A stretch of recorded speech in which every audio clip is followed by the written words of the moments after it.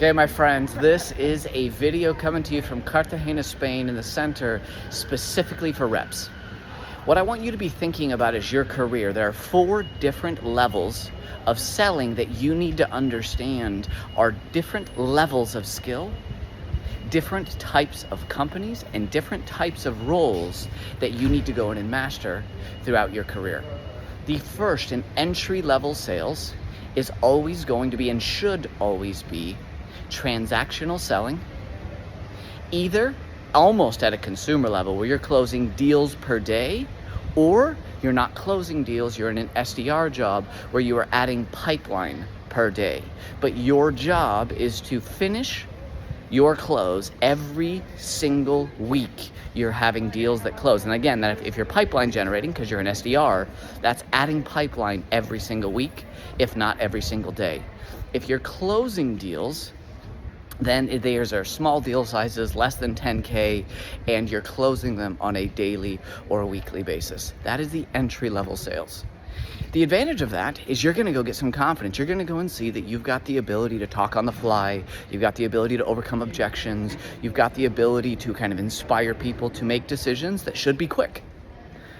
However, the downside to that, if you just stay there, or if you take a job where you had already kind of moved up one level into mid-market, which we'll talk about in just a second, then you go back, maybe another company will pay you more, but you go back into transactional sales, it blocks you and makes you look like you're not going to be, that you can't successfully sell into the mid-market.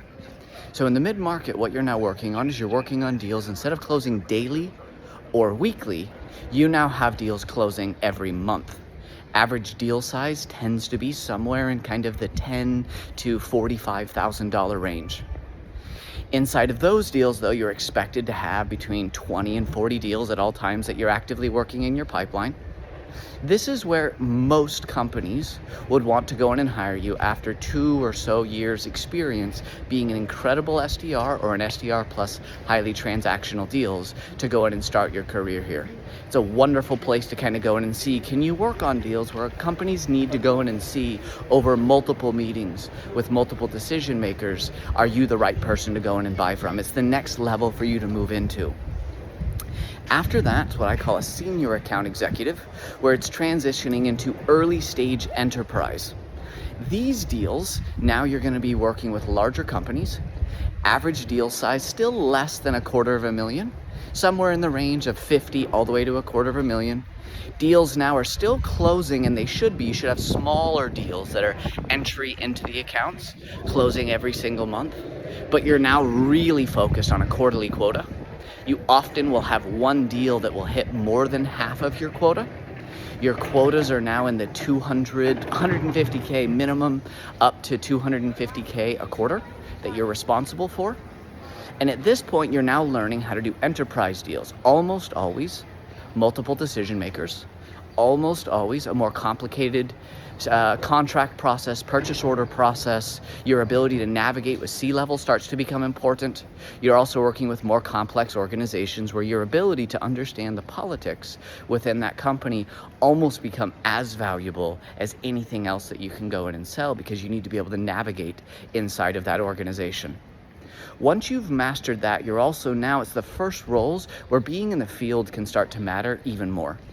Being out there and in front of the customer, not just virtual sales.